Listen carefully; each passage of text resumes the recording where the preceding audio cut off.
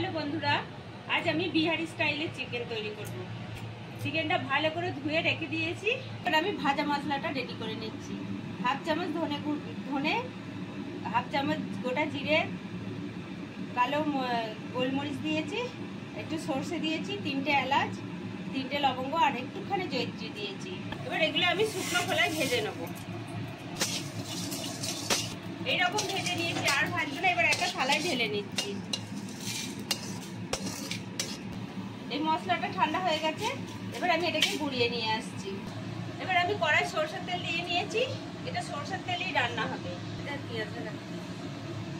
এবার এরকম ছোট ছোট করে পেঁয়াজ কুচিয়ে নিয়েছি, এতে দিয়ে নিচ্ছি।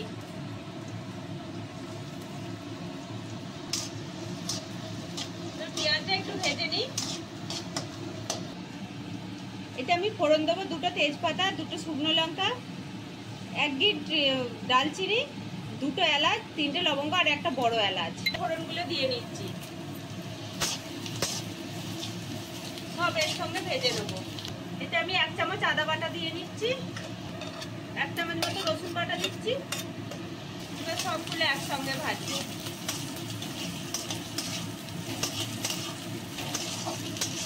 এটা কাশ্মীরি লঙ্কা গুঁড়ো বাটা,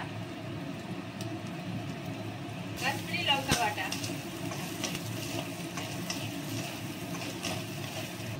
এতে কাশ্মীরি লঙ্কার গুঁড়ো, একটুখানি হলুদ গুঁড়ো আর এমনি লাল লঙ্কার গুঁড়ো আছে, এইটু দিয়ে নিলাম। আর একটা বড় টমেটো বাটা আছে। এবার সব মশলাগুলোকে আমি একটু সুন্দর করে কষে নেবো। এতে পরিমাণ মতো আমি নুন দিয়ে নিচ্ছি।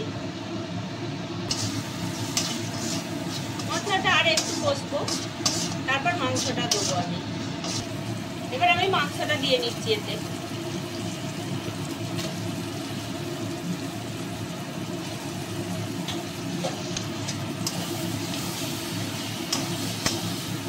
মাংসটা দিয়ে আমি মিনিট 5 কষবো, তারপর আমি জল ঢেলে দেবো এতে। যে মশলাটা আমি ভেজেছিলাম ওইটা গুঁড়িয়ে নিয়ে এসে এতে দিয়ে দিলাম।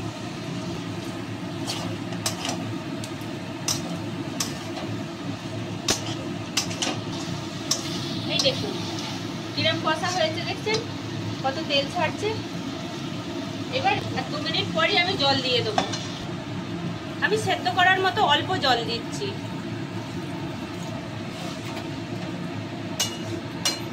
বেশি এতে ঝোল হবে না, আবার খুব বসা বসাও হবে না। আর একটুখানি জল দেবো।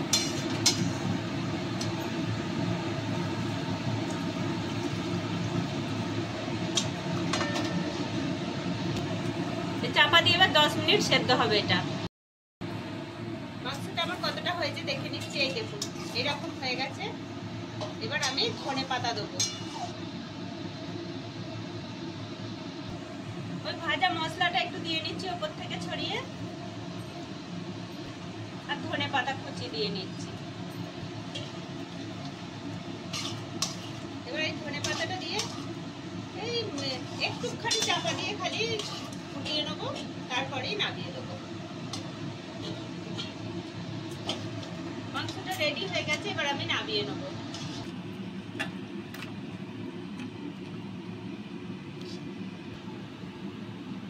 এরকম বিহারি স্টাইলের চিকেন যদি আপনাদের দেখতে ভালো লাগে তাহলে একটা লাইক করবেন, শেয়ার করবেন, কমেন্ট করবেন আর সবাই মিলে সাবস্ক্রাইব করবেন।